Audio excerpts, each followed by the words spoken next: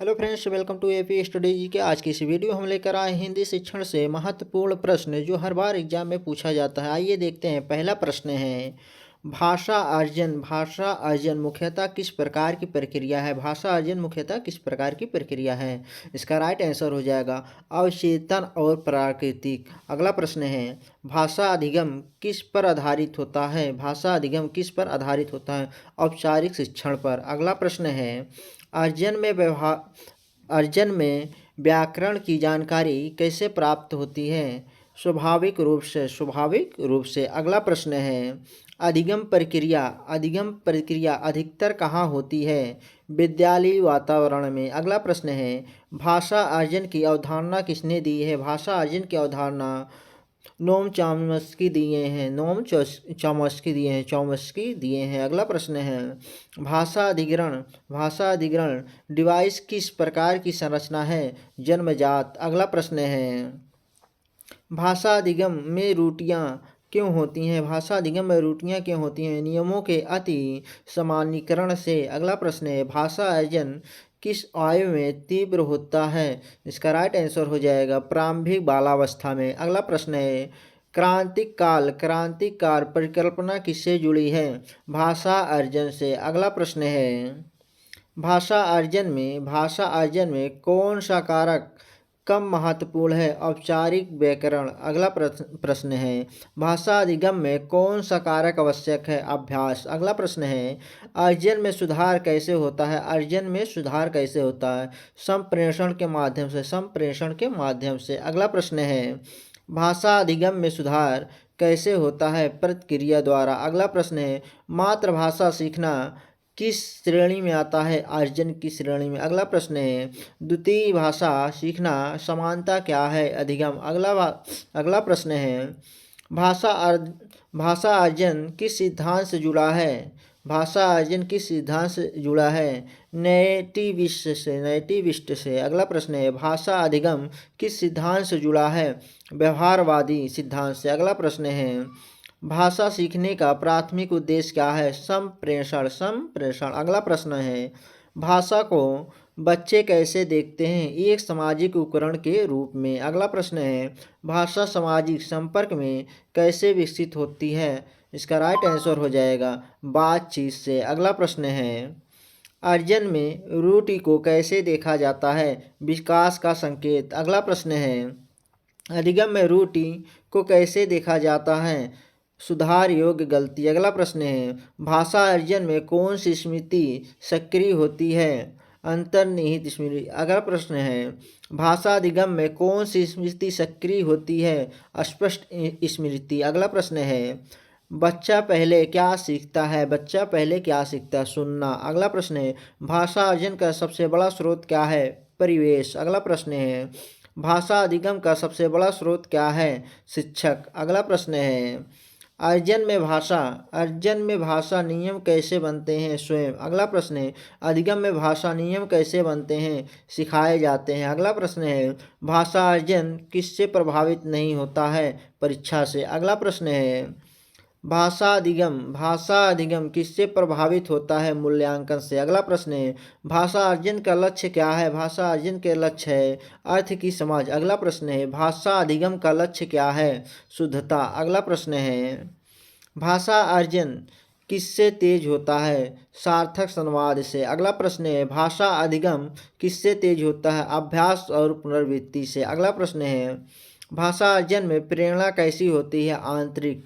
अगला प्रश्न है, भाषा अधिगम में प्रेरणा कैसी होती है? बाह्य। अगला प्रश्न है, भाषा अर्जन में त्रुटि सुधार कब होता है? अप्रत्यक्ष रूप से। भाषा अधिगम में त्रुटि सुधार कब होता है? प्रत्यक्ष रूप से। अगला प्रश्न है, भाषा अर्जन में भाषा की विविधता कैसे आती है? सामाजिक अनुभव से। अगला प्रश्न है, भाषा अधिगम में विविधता कैसे आती है? शिक्षण रणनीतियों से। अगला प्रश्न है, अर्जन में भाषा का प्रयोग किस लिए होता है? अर्थ निर्माण के लिए। अगला प्रश्न है, अधिगम में भाषा का प्रयोग किस लिए होता है? सही संरचना के लिए। अगला प्रश्न है, अर्जन में भाषा नियम कब स्पष्ट होते हैं? बाद में। अगला प्रश्न है, अधिगम में भाषा नियम कब स्पष्ट होते हैं? शुरू में। अगला प्रश्न है, भाषा अर्जन किसके बिना भी संभव है? पाठ्य पुस्तक के बिना। अगला प्रश्न है, भाषा अधिगम किसके बिना कठिन है? निर्देश के बिना। अगला प्रश्न है, भाषा अर्जन का परिणाम क्या होता है? प्रवाह। अगला प्रश्न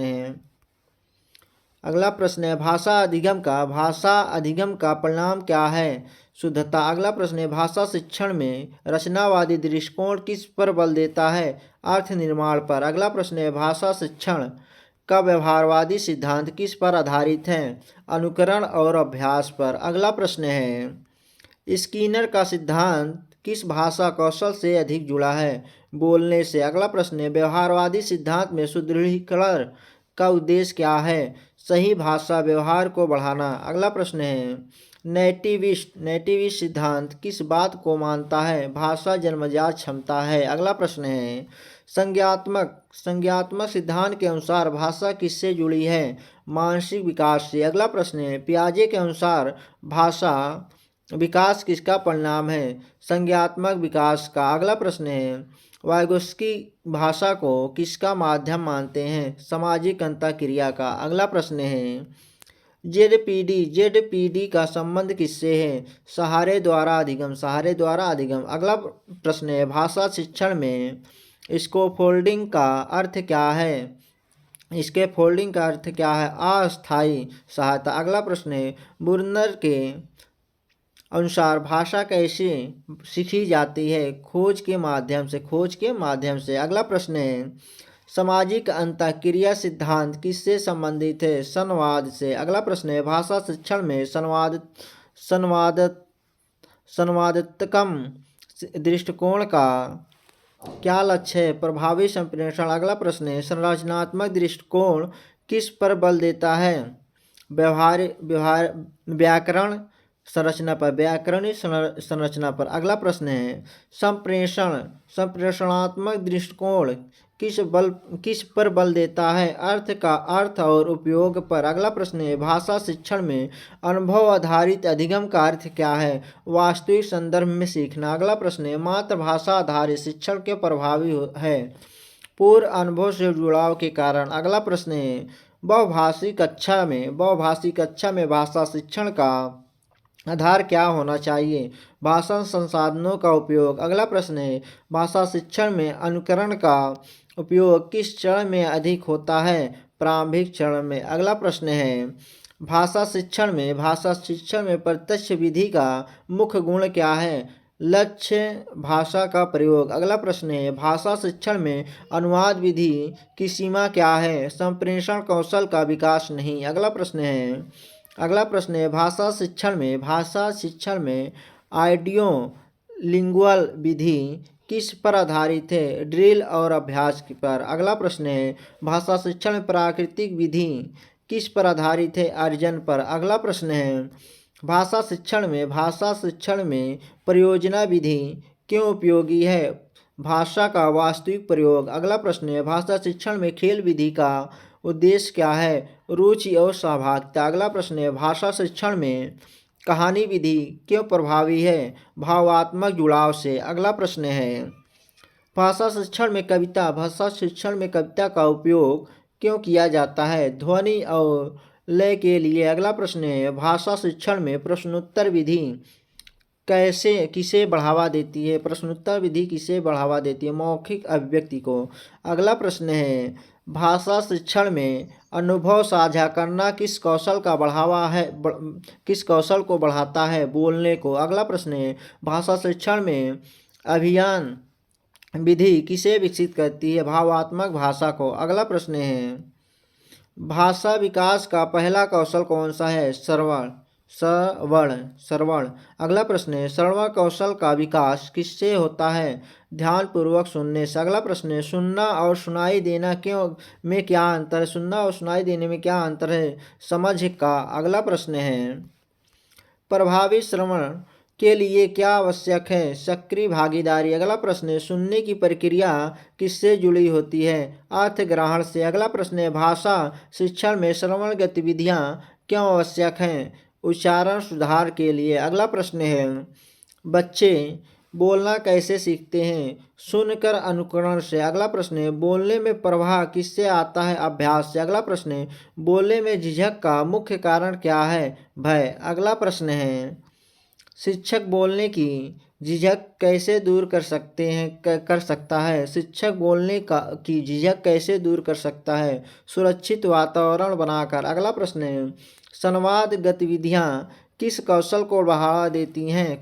किस कौशल को बढ़ाती हैं? मौखिक कौशल को। अगला प्रश्न है, समूह चर्चा का प्रमुख लाभ क्या है? विचार अभिव्यक्ति। अगला प्रश्न है, प्रश्न पूछना किस कौशल का संकेत है? संप्रेषणात्मक दक्षता का। अगला प्रश्न है, कहानी सुनना किसे विकसित करता है? कहानी सुनाना किससे विकसित करता है? क्रमबद्ध सोच को। अगला प्रश्न है, भूमिका अभिनय किस कौशल को मजबूत करता है? बोलने को। अगला प्रश्न है, उच्चारण सुधार में किसका योगदान अधिक है? श्रवण का। अगला प्रश्न है, मातृभाषा का प्रयोग बोलने में कैसे सहायक है? आत्मविश्वास बढ़ाकर। अगला प्रश्न है, बोलने के कौशल का मूल्यांकन किससे किया जाता है? मौखिक प्रस्तुति से। अगला प्रश्न है, सुनने की समझ का मूल्यांकन कैसे किया जाता है?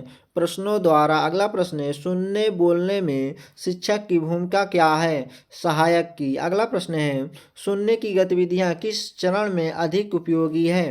प्रारंभिक चरण में। अगला प्रश्न है, बोलने के लिए प्रेरणा किससे आती है? संवाद अवसर से। अगला प्रश्न है, भाषा प्रयोग में त्रुटियां किसका संकेत है? अधिगम प्रक्रिया का। अगला प्रश्न है, बच्चे भाषा को कैसे उपकरण की तरह उपयोग करते हैं? जरूरतें व्यक्त करने के लिए। अगला प्रश्न है, भाषा का सामाजिक कार्य क्या है? संबंध निर्माण। अगला प्रश्न है, भाषा का संज्ञानात्मक कार्य क्या है? सोच विकसित करना। अगला प्रश्न है, भाषा का भावात्मक कार्य क्या है?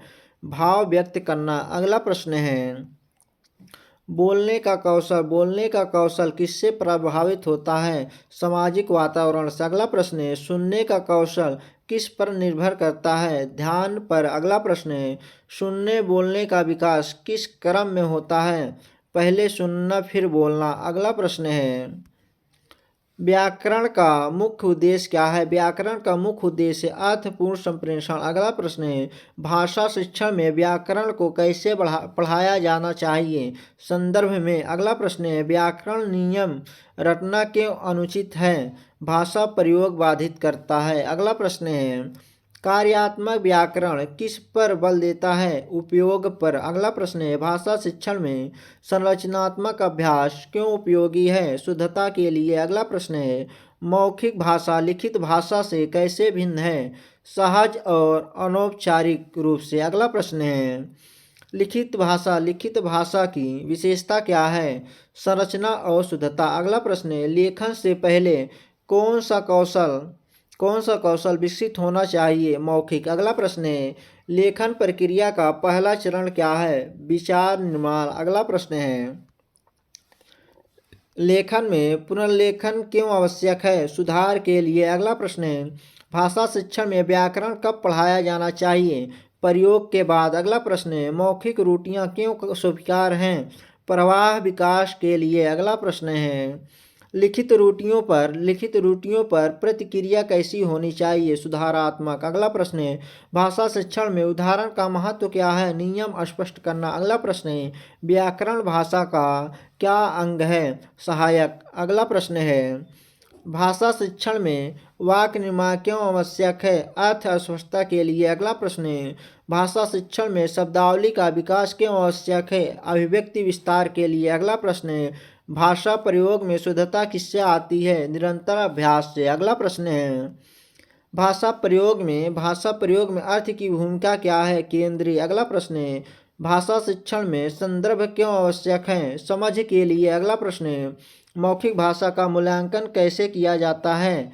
प्रस्तुति द्वारा। अगला प्रश्न है, लिखित भाषा का मूल्यांकन कैसे किया जाता है? उत्तर पुस्तिका से। अगला प्रश्न है, भाषा शिक्षण में त्रुटि सुधार का उद्देश्य क्या है? सीखने में सहायता। अगला प्रश्न है, व्याकरण शिक्षण का गलत तरीका कौन सा है? नियम रटवाना। अगला प्रश्न है, भाषा शिक्षण में गतिविधि आधारित व्याकरण क्यों जरूरी है? प्रयोगात्मक सीख के लिए। अगला प्रश्न है, भाषा शिक्षण में भाषा का रूप किसे कहते हैं? संरचना को। अगला प्रश्न है, भाषा शिक्षण में भाषा का कार्य क्या है? संप्रेषण। अगला प्रश्न है, भाषा शिक्षण में भाषा का उपयोग किसे कहते हैं? प्रायोगिक पक्ष को। अगला प्रश्न है, भाषा शिक्षण में मौखिक अभिव्यक्ति क्यों पहले आती है? प्राकृतिक क्रम में। अगला प्रश्न है, भाषा शिक्षण में लिखित अभिव्यक्ति बाद में क्यों आती है? संज्ञात्मक परिपक्वता के कारण। अगला प्रश्न है, भाषा शिक्षण में व्याकरण की भूमिका कैसी होनी चाहिए? सहायक। अगला प्रश्न है, भाषा शिक्षण में व्याकरण का स्थान कहाँ है? भाषा प्रयोग के भीतर। अगला प्रश्न है, भाषा शिक्षण में भाषा त्रुटियां क्यों होती हैं? विकासात्मक कारणों से। अगला प्रश्न है, भाषा शिक्षण में त्रुटि को कैसे देखा जाना चाहिए? सीखने का अवसर देकर। अगला प्रश्न है, भाषा शिक्षण में मौखिक अभ्यास क्यों आवश्यक है?